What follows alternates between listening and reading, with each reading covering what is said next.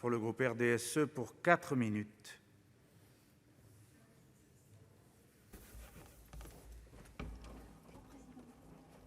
Merci.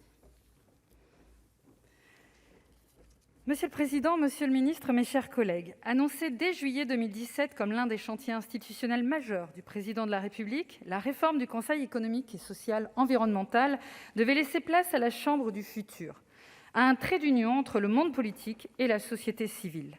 L'attente suscitée par le Gouvernement laissait penser que nous aurions à débattre de propositions novatrices, que la réforme de 2008 serait à reléguer au rang de simple dépoussiérage avant la grande rénovation de 2020. Vous le sentez, j'ai du mal à cacher ma déception aujourd'hui devant cette occasion manquée. Pour avoir débuté ma carrière professionnelle dans un Césaire, je connais bien cette institution, la qualité de son travail de recherche, de consultation et d'analyse sur des problématiques et la pertinence de ses avis. Face aux critiques récurrentes qui lui sont adressées, je m'accorde avec vous, Monsieur le Ministre, sur la nécessité de la réformer pour que le travail du CESE puisse être nourri par une plus grande participation citoyenne et ainsi reconnue à sa juste valeur. Mais pensez-vous pouvoir construire une chambre pour et par la société civile, pour reprendre vos propos, en s'attachant à multiplier le nombre de pétitions et à systématiser la pratique du tirage au sort ?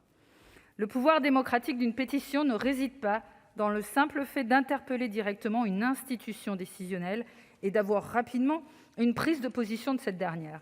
C'est le débat que la pétition réussira à imposer sur le devant de la scène publique qui fera d'elle le garant efficace de la décision démocratique. Pour cela, elle doit coller à notre réalité nationale et les critères de représentativité géographique et temporelle proposés par la commission des lois auraient permis de s'en assurer. Sur le droit de tirage, je rejoins les réserves émises par notre rapporteure, Muriel Jourda, dont je salue ici l'excellence de l'implication. Sur le risque de tomber dans le banal institut de sondage d'opinion, car dans un système représentatif comme la France, nous devons tenter de renforcer la participation citoyenne en encourageant des actions responsables dont ils pourraient avoir l'initiative, et non en demandant leur avis à des citoyens qui n'auraient pas été désignés par leurs pairs pour prendre la parole en leur nom.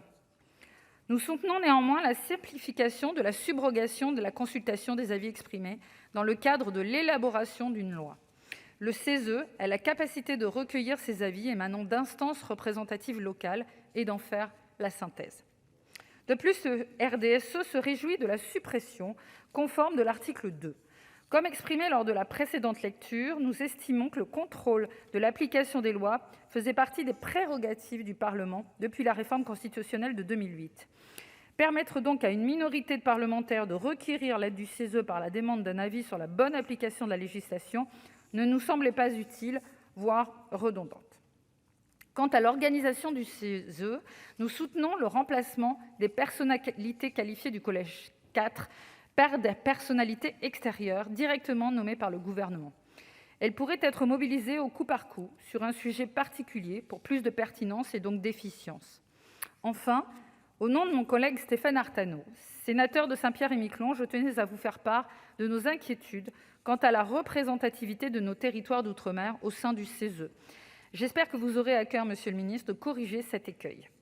Enfin, je déplore que les relations des entités régionales que sont les Césaires restent inchangées avec le CESE et qu'il n'y ait eu aucune volonté de recherche de synergie. La prise en compte des territoires et de leur représentation est décidément bien difficile aux gouvernements successifs du Président de la République. Le groupe RDSE est en total accord avec le travail mené par la commission des lois du Sénat pour tenter d'enrichir ce texte. En revanche, les membres du groupe RDSE sont opposés par principe au recours à la question préalable de par leur attachement viscéral au débat démocratique. Nous voterons donc majoritairement contre cette question préalable. Je vous remercie. Merci. La parole est maintenant à Madame Marie-Noëlle Lienemann pour le groupe CRCE pour 4 minutes, ma chère collègue.